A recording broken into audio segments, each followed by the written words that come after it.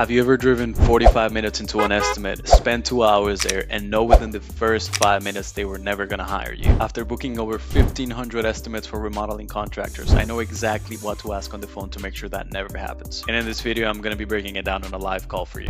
Harry, Hello. hi. This is Yes. David, construction team.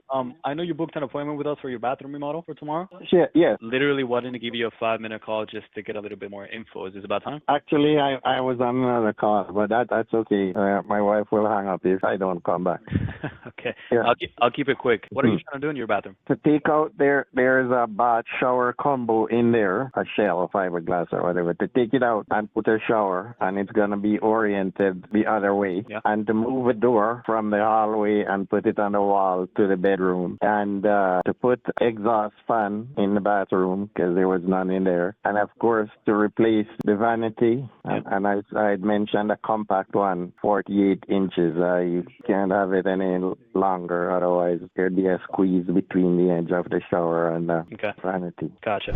Okay, so first thing that we need to get out of the leads that we speak to is scope. And you're able to tell a lot of whether or not a lead is qualified or not based on how they describe the scope. If they're just like, I want a new bathroom, or yeah, my kitchen is too old, I don't like it, and then they just say that, most likely like they haven't really gotten too much into, the ins and outs of them actually doing that project. So this guy immediately started talking about details, right? It was like, well, we want to remove the tub and shower combo and putting in a walk-in shower, but we want to reorient it because this and that and blah blah blah blah. So good sign here. Let's keep going. Gotcha.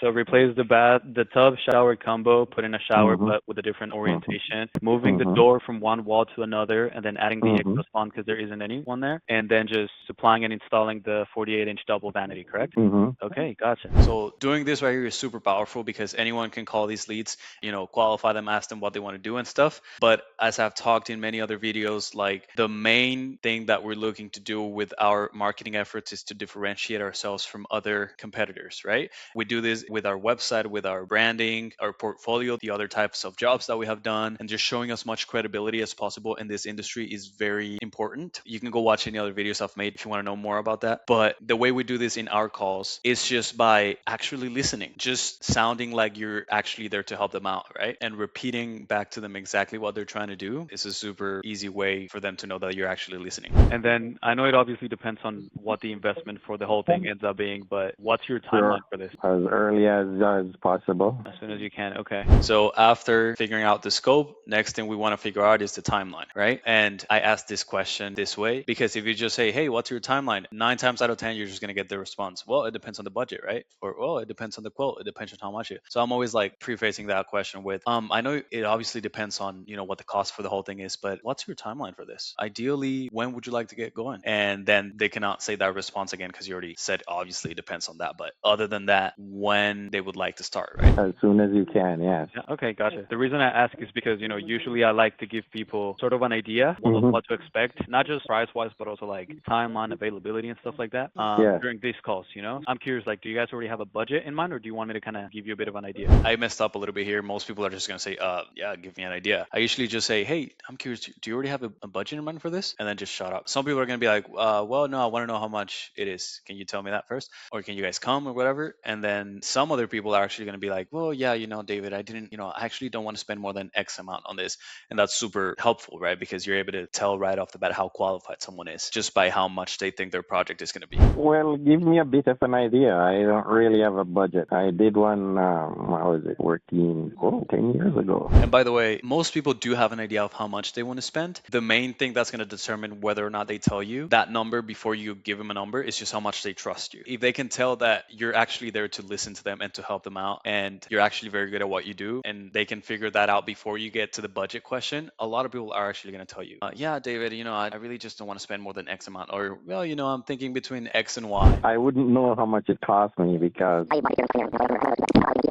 Yeah, I know what you're saying. yeah. Well, yeah. I mean, let me just break it down to you real quick, just to Mhm. give you a bit of an idea. Okay. So at this point, I know that he knows exactly what he wants to do. He has a clear idea of that. And I know that he wants to get this going as soon as he can. Last thing for me to qualify is just the budget. And so what I usually do is I'm going to break down what his project is and I'm gonna tell him what most projects like this fall in between, and I'm gonna pay close attention to his reaction to try and gauge if that's actually what he was planning towards, or if he's like, yeah, whatever, I don't mind it. So let's take a listen here. Well, yeah, I mean, let me just break it down to you real quick, just to give you a bit of an idea. Okay, so let me see. Removing the tub, shower. Do you have any idea And how then big?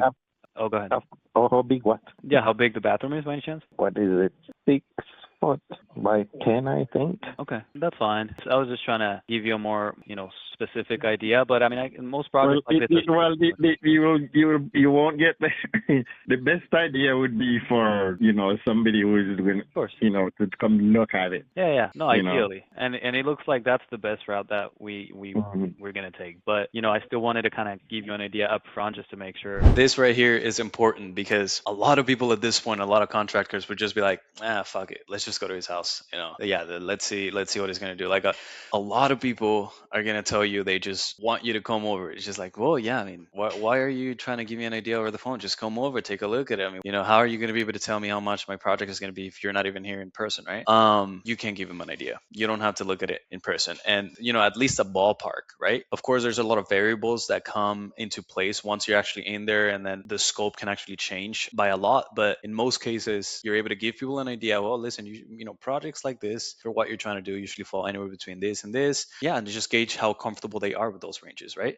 So even if he told me, well, yeah, the best idea is for someone to come over, I'm still like, I get that obviously, but let me just give you an idea real quick. And I just keep going. And I've made the mistake before of just being like, okay, yeah, fine. We're just going to come over. We're just going to go over there. And we go over there and then we give him a price. And then turns out the reaction is like, whoa, that's way too much for what I was trying to do. And I was like, bro, if I would have just dealt with the bit of pain that comes with asking the budget question or with giving them a ballpark over the phone and learn how to actually properly do that, we wouldn't have wasted time and money driving out to this person's house. So I still keep going. So everything is aligned, right? Like I said, not just for the price, but also like when can we start as well, and then the time. Okay, yeah. Yeah. And I said the earliest because right now I'm an empty nester at home here, but I'm gonna have company beginning the 3rd week of April. Oh, okay. Oh, you're already in April. Yeah. So in the next 2 weeks. Yes. That's important that you mentioned that. Ideally, you want to get this done before the 3rd week of April. No, I want to get it done as early as possible. Not necessarily before, but if I can fit in, in early, the better for me. Okay, I'll make a note of that because we're currently booking 2 to 3 weeks out for full bathroom rentals. But Okay. I mean, there is a chance that a spot might open up before that. But I'll mention it to.